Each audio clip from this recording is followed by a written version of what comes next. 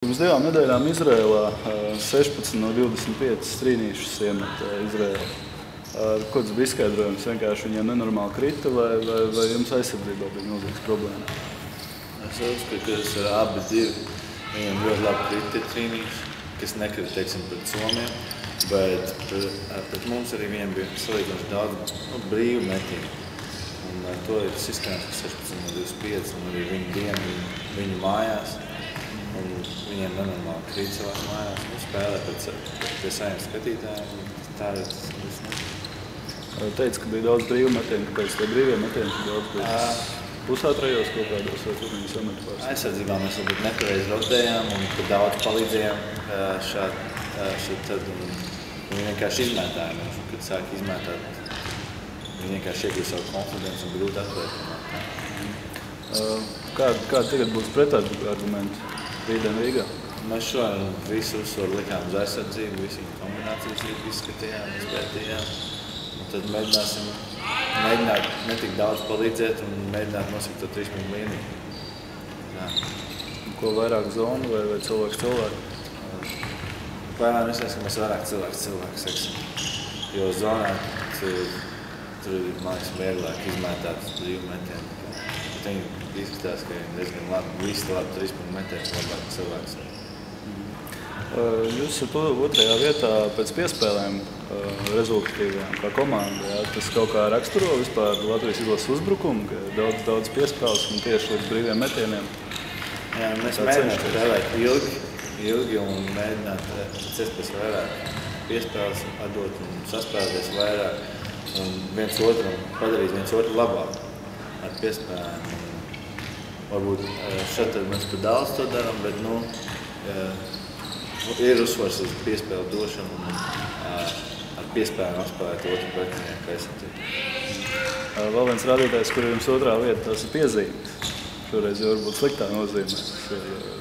Aizsardzība netiek kaut kur līdzi un tam līdzīgi kā rodās tās piezīmes. Es domāju, ka tā nav tā sliktā, bet mums ļoti daudzām komandām ir pārsvars augumā, tieši otrai komandai. Un tad, kad viņi tiek zem groza apakš, mēs negribam dot vieglas punktus. Mēs cienam piezīmi, lai viņi gūst kaut kādiem ar grūtībām.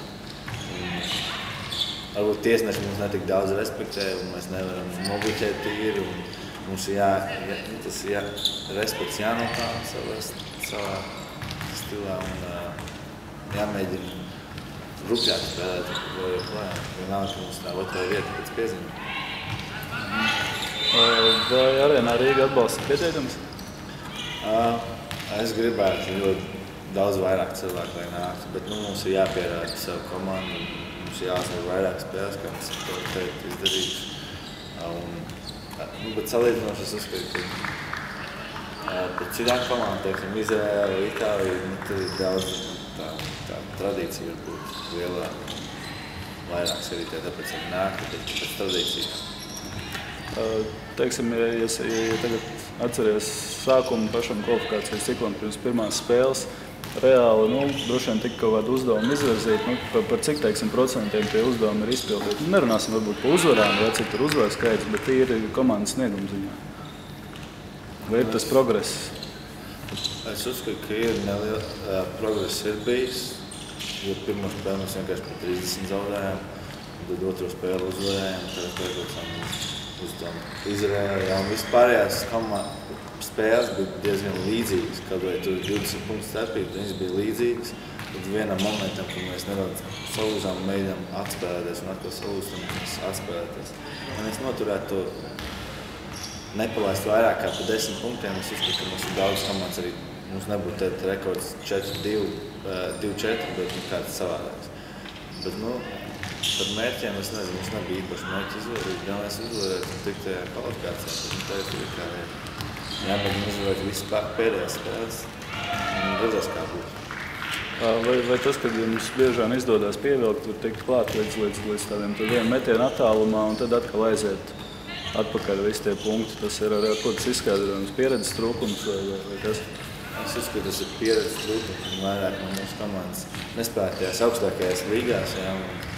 Šeit tad ir jāpietur bumbu un nav jāmet, ja nedaudz gudrāk jānospēlē. Un tas es arī uzskatu, ka tas ir pieredzes trūkums. Būtu ne tik augstā līgā spēlējuši. Mēs spēlējam pret augstas līgas spēlēšanu spēlētājiem. Tad es nezinu, Eirolīga vai NBA.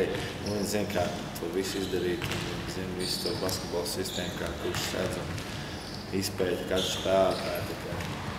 Tur ir tā atšķirība. Bet līderu komandā netrūkst. Ja būs jāmet pēdējās sekundēs, nebūs tā, ka dos viens otram piespēli un baidīsies mēs pa grozu. Mēs uzskatām, ka mēs zinām, kas jau varētu to iedvest. Jānis Strēlnieks ir vienkārši. Viņš vienmēr iemet, ka vajag.